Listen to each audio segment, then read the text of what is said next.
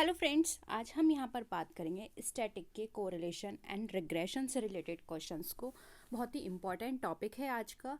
और इसमें हमने जो भी प्रीवियस ईयर के क्वेश्चंस लिए हैं वो ज़्यादातर हमने न्यूमेरिकल बेस्ड लिए हैं, क्योंकि इस टॉपिक से न्यूमेरिकल से रिलेटेड क्वेश्चंस बहुत पूछे जाते हैं, फॉर्मूले पूछ लिए जाते हैं। तो स्टार्ट करते हैं। अगर आप चैनल पर नए हैं तो प्लीज़ चैनल को सब्सक्राइब कर लीजिए, साथ ही साथ बेल आइकन पर क्लिक भी ज़रूर कीजिएगा ताकि आने वाली वीडियो का नोटिफिकेशन आप तक पहुँच जाए। देखते हैं कौन कौन से क्वेश्चंस आपसे पूछे गए थे। फर्स्ट है, Spearman rank correlation explores relationship between two ordinal data, two interval data, two ratio data या टू नॉमिनल डेटा। बताइए क्या लगता है आपको, कौन सा ऑप्शन सही होगा।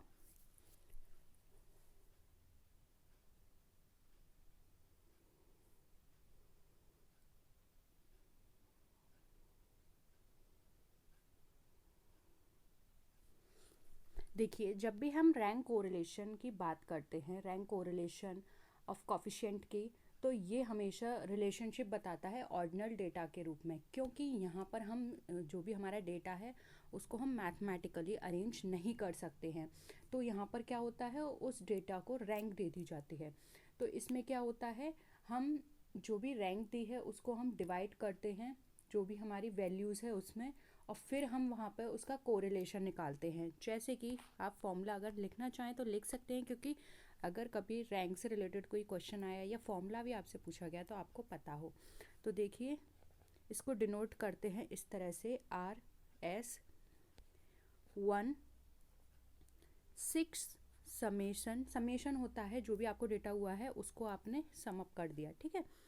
D² upon n⁻³ -n। तो ये हमारा फॉर्मूला होता है रैंक कोरिलेशन का निकालने का, ठीक है। नेक्स्ट आइए, the mean of a distribution is 14 and the standard deviation is 5। What is the value of the coefficient of variation. अब आपको बताना है कॉफिशिएंट ऑफ वेरिएशन की वैल्यू क्या होगी।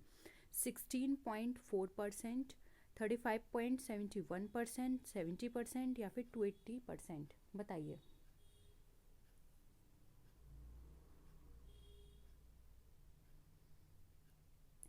कॉफिशिएंट ऑफ वेरिएशन का फॉर्मूला आपको यहाँ पे लगाना है। मैं इसका फॉर्मूला आपको बता चुकी हूँ अपनी पहले भी क्लासेस में। देखिए, हमें दे रखा है मीन 14, ठीक है। फिर हमें दे रखा है यहाँ पे SD, जिसको हम सिग्मा भी बोलते हैं, ये हमें दे रखा है स्टैंडर्ड डेविएशन 5।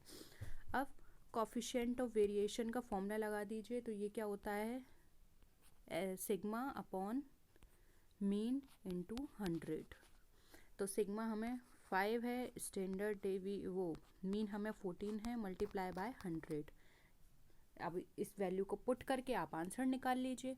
हमारा आंसर यहाँ पे निकल कर आएगा 35.71%, ठीक है। ऑप्शन 2 हमारा राइट आंसर है। क्लियर है।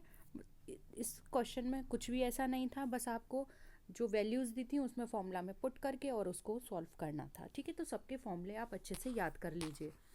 नेक्स्ट है, when quantitative measures for certain factors can't be fixed, the measure which is generally adopted is known as standard deviation, range, quartile deviation, rank correlation coefficient।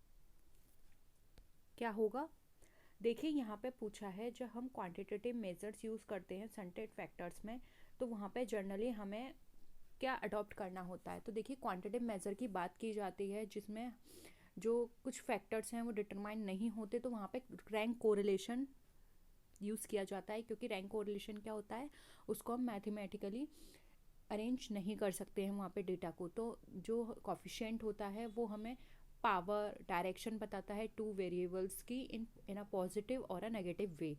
तो result यहाँ पे कैसा होता है हमारा, या तो +1 में आएगा या फिर हमारा -1 में आएगा। ठीक है, तो ऑप्शन 4 यहाँ पे हमारा rank correlation coefficient right answer हो जाएगा। नेक्स्ट क्वेश्चन देखिए, a functional relationship between two variables is called. अब दो वेरिएबल्स के बीच में अगर फंक्शनल रिलेशनशिप डेवलप की बात करें तो ये क्या होगा, correlation analysis, time series analysis, regression analysis या फिर एसोसिएशन एट्रीब्यूट्स, क्या होगा?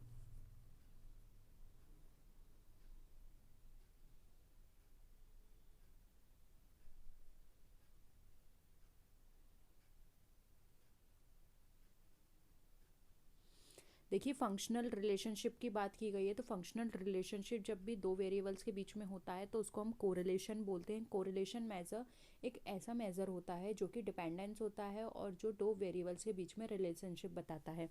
ये हमारा पॉजिटिव भी हो सकता है और हमारा नेगेटिव भी हो सकता है। इसकी रेंज +1 से 2 नहीं, +1 से -1 के बीच में रहती है, यानी कि पॉजिटिव और नेगेटिव। और जो फंक्शनल रिलेशनशिप होता है इसमें ये हमारा रिग्रेशन एनालिसिस पर भी बेस्ड होता है। ठीक है, तो one of them independent variable while other is dependent variable, इस तरह से ये काम करता है। तो यहाँ पर हमने क्या बात की, फंक्शनल रिलेशनशिप पूछा गया है, तो राइट आंसर हो जाएगा ऑप्शन नंबर 3, रिग्रेशन एनालिसिस। ठीक है, क्योंकि यहाँ पर डिपेंडेंसी और इंडिपेंडेंसी की बात की जा रही है।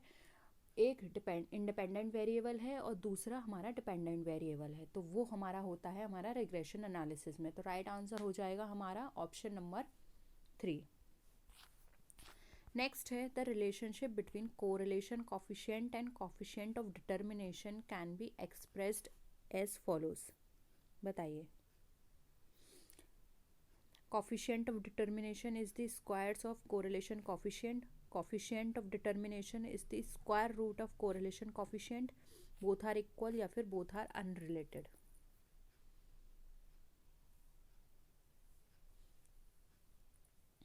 क्या होगा?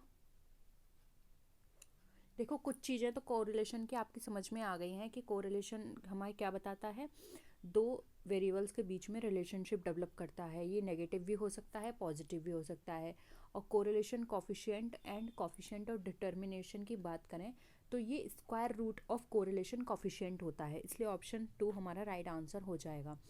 और यहाँ पर हम अगर बात करें कोरिलेशन ऑफ डिटर्मिनेशन की, तो इसको हम इस तरह से लिखते हैं। और correlation of coefficient of correlation की बात करें तो इसको हम इस तरह से लिखते हैं। ठीक है, तो हम ऐसे भी लिख सकते हैं। अगर हम बात करें CD यानी कि कोरिलेशन कॉफिशिएंट ऑफ डिटर्मिनेशन की, तो वो इक्वल होगा correlation of coefficient of square root. ठीक है, तो ये इस तरह से होगा हमारा आंसर। नेक्स्ट है, if correlation coefficient is 0.8 then the coefficient of alienation shall be. बताइए, अगर कोरिलेशन कॉफिशिएंट 0.8 है तो कॉफिशिएंट ऑफ अलाइनेशन हमारा क्या होगा? फॉर्मूला मैं आपको बता देती हूँ, अगर नहीं पता है, और प्लीज़ इन सब फॉर्मूले को एक नोटबुक में आप नोट करके उसको सारे याद कर लेना अच्छे से। ये इसका फॉर्मूला है, अब इसमें आप वैल्यू पुट कर दीजिए।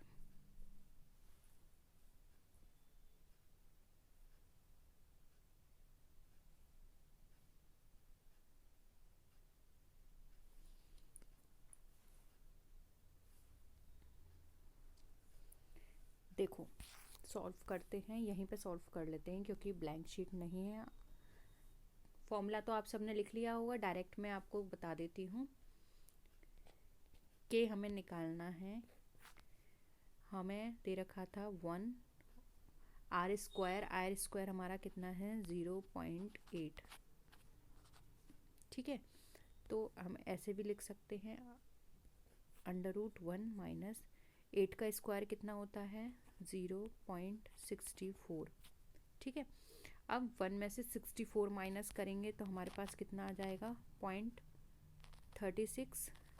अब 0.36 है, इसका इस अंडर रूट है, इसको ओपन करेंगे तो 36 किसका होता है, 6 का होता है, तो 0.6 हमारा आंसर हो जाएगा, हीरा ऑप्शन नंबर 2। ठीक है, नेक्स्ट देखिए, the Karl Pearson coefficient of correlation can be computed between two variables, two attributes, two numbers और टू अजम्पशंस। क्या होगा?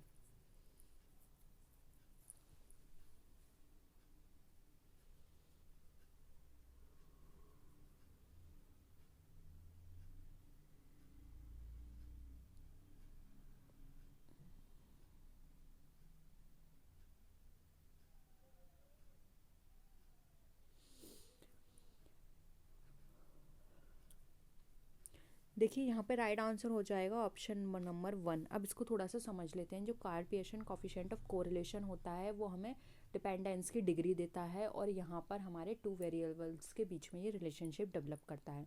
जब हम कोरिलेशन कोफिशिएंट की बात करते हैं वो हमारा पॉजिटिव और नेगेटिव है, ये तो आप सबको क्लियर ही हो गया है।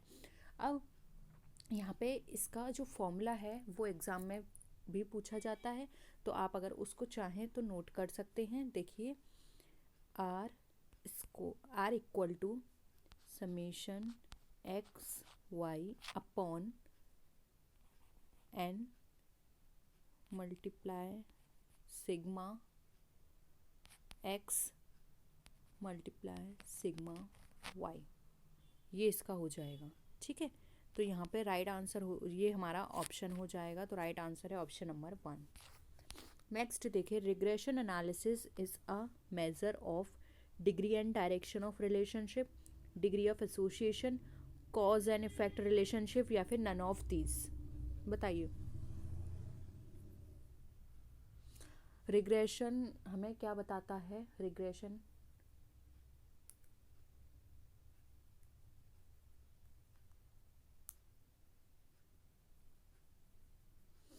देखिए, रिग्रेशन एनालिसिस हमें हमेशा कॉज एंड इफेक्ट रिलेशनशिप बताता है। इसमें एक वेरिएबल हमारा डिपेंडेंट होता है और दूसरा या उससे भी ज़्यादा डिपेंडेंट हमारे वेरिएबल्स होते हैं, यानी कि एक डिपेंडेंट होगा, दूसरा हमारा इंडिपेंडेंट होगा, और ये हमें कॉज एंड इफेक्ट रिलेशनशिप बताता है। यानी कि अगर हमारा एक वेरिएबल बढ़ रहा है तो इसके क्या कारण है, दूसरा वेरिएबल घट रहा है तो उसके क्या कारण है, ये उस पर कितना डिपेंडेंट है, ये उस पर कितना डिपेंडेंट नहीं है, तो ये उसके कारणों को बताता है। जबकि कोरिलेशन सिर्फ ये बता देता है कि ये उस पर इतने % डिपेंड है, ये उस पर इतने % लाई कर रहा है, लेकिन क्यों लाई कर रहा है ये नहीं बताएगा। ये कौन बताता है? ये हमें रिग्रेशन बताता है। तो ऑप्शन 3 हमें राइट आंसर हो जाएगा। नेक्स्ट देखिए, if the ranks of two attributes in a sample are as follows. ये हमें रैंक दे रखी है। रैंक 1 है 1 2 3 4 5, रैंक 2 है 5 4 3 2 1, rank correlation between two variable, ये हमारे ऑप्शंस हैं, तो इनको नोट कर लीजिए और रैंक को आप सॉल्व करके बताइए क्या होगा यहाँ पे। अब दोनों के बीच में कौन सा कितना रिलेशनशिप डेवलप हो रहा है, सॉल्व करिए। रैंक तो आपको निकालनी आती होगी और फिर उसमें फॉर्मूले को पुट कर दीजिए, जो मैंने अभी आपको पहले बताया था फॉर्मूला, फर्स्ट क्वेश्चन में ही बताया था।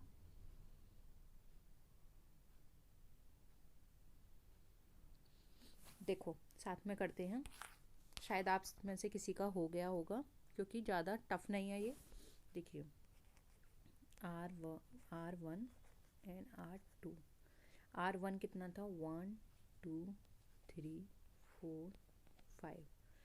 R2 था 5 4 3 2 1। इस तरह से काम कर रहा था ये। ठीक है, अब देखिए, रैंक कोरिलेशन में क्या होता है, R2 से R1 माइनस करेंगे, जिसको हम D से डिनोट करते हैं, R2 माइनस R1। 1 में से 5 माइनस किया 4, 4 में से 2 माइनस किया 2, 3 में से 3 0, 2 में से 4 माइनस किया तो ये -2, 1 में से 5 माइनस किया तो -4। ठीक है, अभी ये क्या हो गया, इसका हम करेंगे स्क्वायर। ये डी था, अब इसका डी स्क्वायर होगा। 4 का स्क्वायर 16, 2 का स्क्वायर 4, 0 का स्क्वायर 0, 2 का स्क्वायर। अब यहाँ पे देखिए, जब भी हम स्क्वायर करते हैं ना, तो हमारा नेगेटिव और पॉजिटिव वैल्यू क्या होती है, उसको हम इग्नोर करते हैं। अब यहाँ पे नेगेटिव वैल्यू है लेकिन हम इग्नोर करेंगे, तो 2 का स्क्वायर 4 होगा, 4 का स्क्वायर 16। अब इसका क्या करेंगे, हमें समेशन करना है जिसको हम बोलेंगे सिग्मा डी स्क्वायर। तो इन सबको आप क्या कर दीजिए, प्लस कर दीजिए। 6 4 6 4 कितना हो गया हमारा 20, और 2 ये, तो ये हमारा हो गया 40। तो समेशन डी स्क्वायर निकल कर आया 40। अब इसको आप नोट कर लीजिए, समेशन डी स्क्वायर 40 है, ठीक है। अब फॉर्मूला था हमारा R equal to 1 summation D square upon n3 minus n। ये हमारा फॉर्मूला है। अब इसमें वैल्यू को पुट कर दो। 1 माइनस समेशन डी स्क्वायर कितना था हमारा, इसमें आगे 6 भी आएगा, ठीक है। तो एक मिनट, 1 माइनस 640 अपॉन n हमारा कितना था, 5 थे, माइनस 5। अब 140 का 6 में मल्टीप्लाई करिए, कितना हो जाएगा, 6 4 जा 24, अपॉन में 5 का मल्टीप्लाई 5 का क्यूब करेंगे, फिर उसमें 5 माइनस करेंगे, तो ये हमारा निकल कर आ जाएगा। क्योंकि 5 का क्यूब 125 होता है, उसमें से 5 माइनस किया तो ये निकल कर आया 120, ठीक है। अब आर स्क्वायर 240 में से 120 को माइनस डिवाइड करेंगे, तो ये निकल कर आएगा 24, और ये हो गया 12, ठीक है। अब इसको इससे करेंगे डिवाइड, तो ये आ गया 2, तो ये हमारा क्या निकल कर आएगा, आर इक्वल टू 1 माइनस 2, ठीक है। 1 माइनस 1 में से माइनस किया 2 को, तो ये कितना निकल कर आया, आर इक्वल टू -1। तो ये हमारी वैल्यू निकल कर आई आर इक्वल टू -1। ऑप्शन देखिए -1, ऑप्शन 3 यहाँ पे हमारा राइट आंसर हो जाएगा। क्लियर है।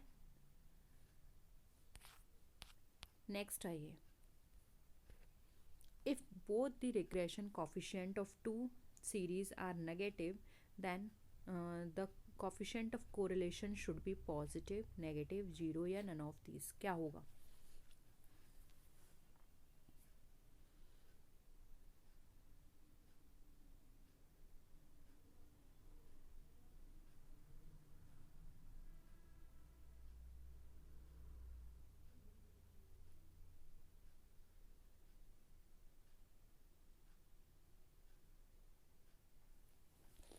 देखिए अगर हमारे रिग्रेशन कॉफिशिएंट के दोनों ही डेटा सीरीज़ कैसी हैं, नेगेटिव हैं, तो यहाँ पे कोरिलेशन कॉफिशिएंट उन दोनों के बीच का भी नेगेटिव ही होगा, ठीक है। इफ बोथ बी एक्स और B Y X are negative, then their correlation will also be negative. और इसको हम ऐसे लिखते हैं, under root B X Y multiply by B Y X, ठीक है। तो यहाँ पर राइट आंसर हो जाएगा ऑप्शन नंबर 2। नेक्स्ट है positive perfect correlation is. Positive perfect correlation कैसा होता है, देखिए पॉजिटिव है यानी कि प्लस होगा, परफेक्ट है यानी कि फुल नंबर है यानी कि 1। तो हमारा पॉजिटिव परफेक्ट कोरिलेशन होता है हमारा ऑप्शन नंबर 1। और यही होता है नेगेटिव परफेक्ट कोरिलेशन, तो ये हो जाता है -1। अब देखो इसका एक सीरीज़ है, वो आप नोट कर लीजिए, वैसे तो सबको पता ही होगा। देखिए जब भी हमारी वैल्यू ±0.25 पर होगी, तो ये हमें बताएगी लो इंटेंसिटी, ठीक है।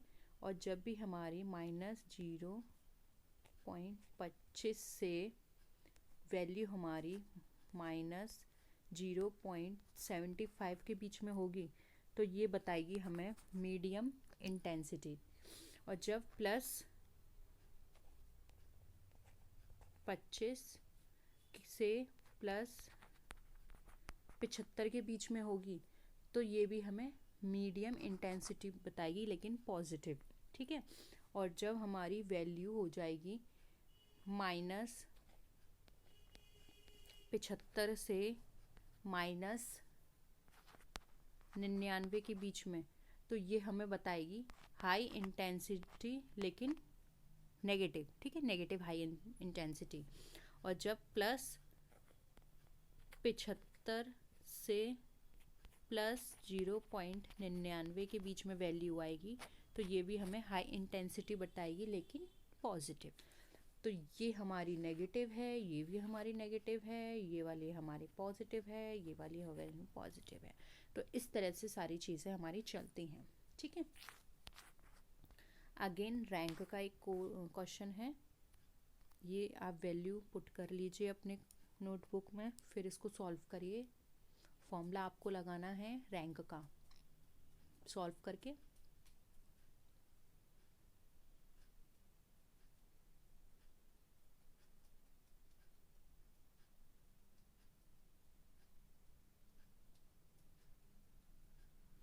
हॉरिजॉन्टल है तो हॉरिजॉन्टल ही करने की कोशिश कीजिए, वर्टिकल भी आप कर सकते हैं। मेरी स्क्रीन छोटी है तो मैं हॉरिजॉन्टल करूँगी। ठीक है, तो अगर आप साथ में मेरे करें तो हॉरिजॉन्टल कीजिएगा।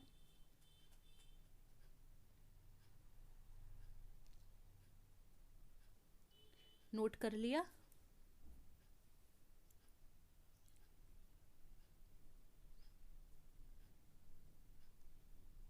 आई होप आपने नोट कर लिया होगा, नहीं तो आप स्क्रीनशॉट ले लीजिए और साथ में करिए, बाद में आप फिर उसको देख लेना। ठीक है। देखिए हमें क्या दे रखा है, rank X and rank Y.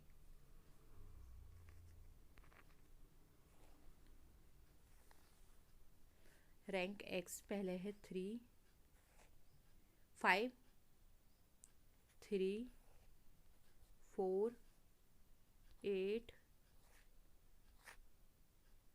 2, 1, 7, 10 है ये 6 एंड देन 9। ठीक है। वाई में हमें पहले दे रखा है 3, 7, 5, 9, 2, 1 के नीचे हमें है 4 दे रखा था, फिर 7 के नीचे 1, 10 के नीचे 10, 6 के नीचे 8 एंड 9 के नीचे हमें दे रखा था 6। ठीक है, ये हमें वैल्यू दे रखी थी। अब हमें क्या निकालना है, डी। डी क्या होता है, एक्स और वाई को माइनस करके निकालते हैं। अब एक्स और वाई को, वो सॉरी वाई एंड एक्स को माइनस करके, वाई एंड एक्स।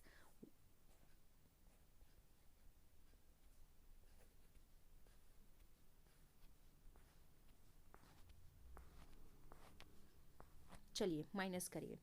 3 में से 5 -2, 7 में से 3 कितना हो गया 4, 1, 1, 0, 3, 1 में से 7 -6, 10 में से 10 0, 8 में से 6 2, 6 में से 9 -3।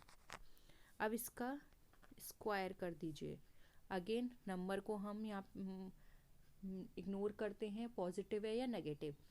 तो 2 का 4, 4 का 8, 1 का स्क्वायर 1 ही रहेगा, 1 ही रहेगा, 0, 3 का स्क्वायर 9, 6 का स्क्वायर 36, 0 का स्क्वायर 0, 4 और ये 9। अब ये जो वैल्यू है 4, 8, 1, 1, 0, 9, 36, 0, 4, 9, इन सबको आप ऐड कर दीजिए। समेशन डी स्क्वायर बनाना है तो समेशन डी स्क्वायर करेंगे। 4 और 8 12, 12 एंड 2 14, फिर 19 एंड 36, 0, 4 एंड 9, इन सबको ऐड करेंगे तो हमारे निकल के आ जाएगी वैल्यू 18। 80 आई। अब फॉर्मूले में पुट कर दीजिए। फॉर्मूला क्या था, 1 - 6 summation D square upon n3 - n। Numbers हमारे कितने दे रखे थे, नंबर हमें दे रखे थे 10, टोटल 10 नंबर थे वो। अब तो देखिए 1 माइनस 6 समेशन डी स्क्वायर हमारा कितना निकल कर आया था 80 अपॉन एन हो गया। अब इसे हम सॉल्व करते हैं।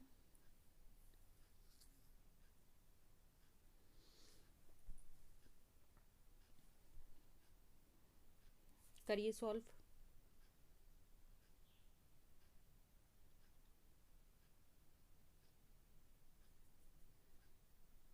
देखिए 1 माइनस 480 मिलेगा यहाँ पे, यहाँ मिलेगा हमें 990। अब इसको 0 से 0 काट दीजिए, बचा हमारे पास ये। इसको सॉल्व करिए तो ये आएगा 1 माइनस 0.484। ठीक है, इसको भी सॉल्व करेंगे। 1 में से 0.484 को माइनस करेंगे तो निकल कर आएगा 0.516। तो ये हमारा R निकल कर आ जाएगा 0.516। इसको हम ऐसे भी लिख सकते हैं 0.52। ठीक है, देखिए जो ऑप्शन में हमारे पास कहाँ पर है, माइनस में आई है वैल्यू हमारी कि प्लस में आई थी। ठीक है, क्योंकि 1 ज़्यादा था तो यहाँ पर हो जाएगा हमारा ऑप्शन नंबर 1। ठीक है, नेक्स्ट देखिए, if the regression coefficient are 0.8 and minus 0.2 then the value of correlation coefficient will B.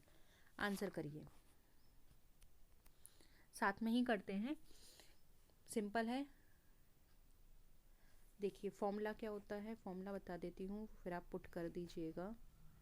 B X Y multiply by B Y x.